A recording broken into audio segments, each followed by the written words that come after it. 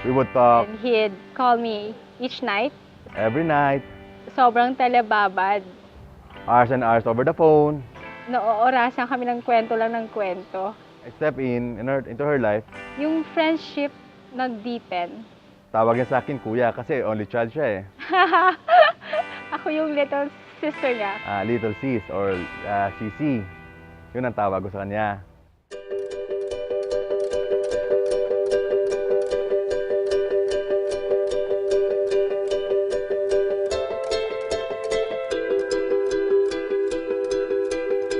Noong third year kami, doon na kami nag-close.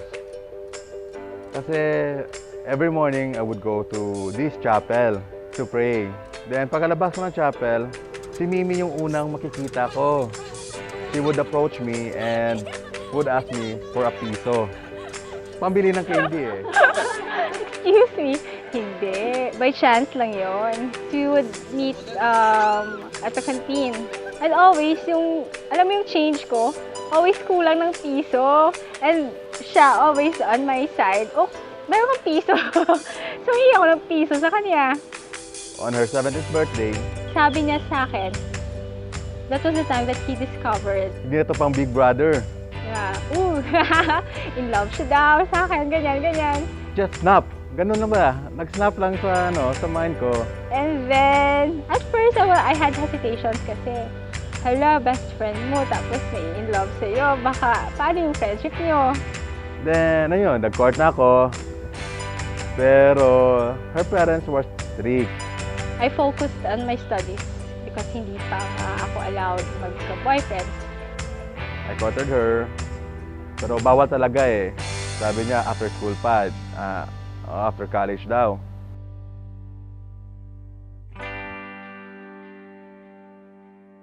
When we were 21, that was our first relationship. It only lasted for 6 months. It didn't work out. Mahirap yung transition from being friend to lover. We weren't ready then. We needed to mature and to grow and to discover things in life na kami-kami lang.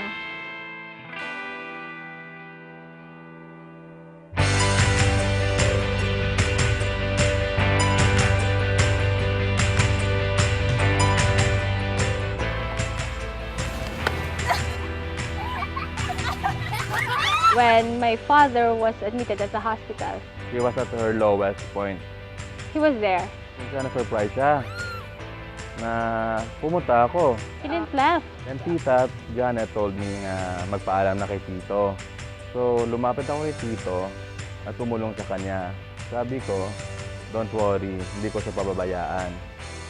Even at the wake, he was there each night. Alam mo yung pain, konti-konti, inaalis niya. Tapos, he made me smile again. He made me felt secured and taken care of. We gave our relationship another chance. Alam mo yung the love that you had for each other was rekindled. So, just 2 years ago, nagkabalikan kami. And then, at first, there were some adjustments. And then, now, we're getting married.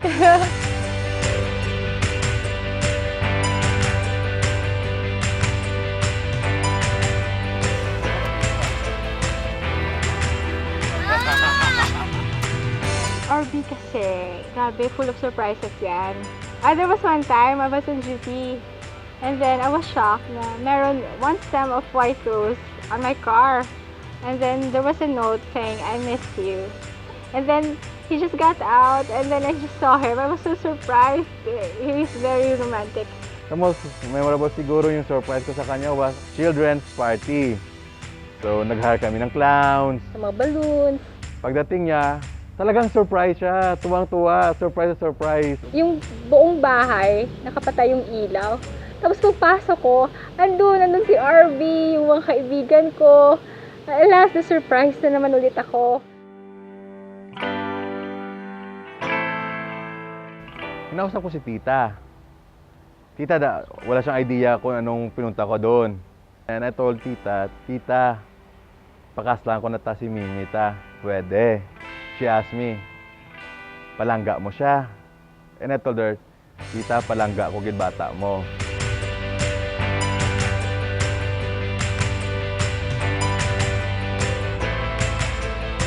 I'm gonna propose on her on the 25th of December. During that day, I was from duty and sobrang naantok ako. Sabi niya, sige matulog ka na muna kasi meron tayong dinner with my family. And then, I was at the bathroom preparing. I heard my mom talking to tita. Mom's RB. Sabi, sige, supportahan natin yung mga bata. Ganyan, ganyan. Ano ba nangyayari dito? I heard about apo. Hala!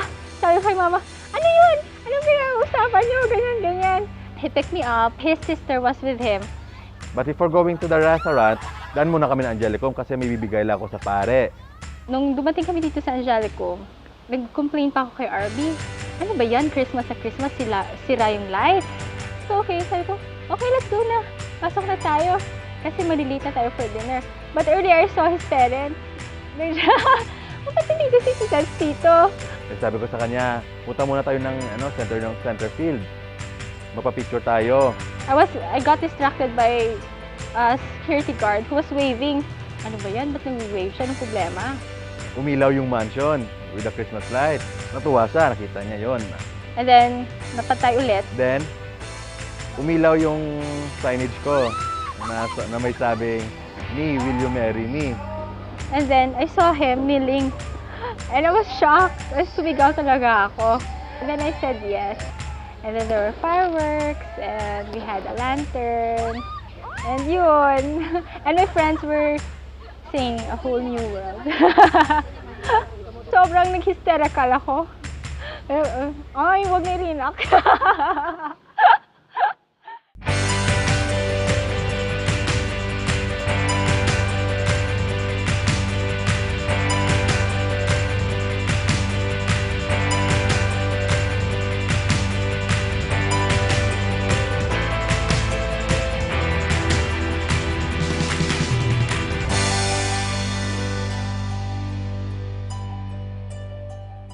Mimi is my life na. So, I love it when he holds my hand. Mimi is everything to me. I love our childish ways together.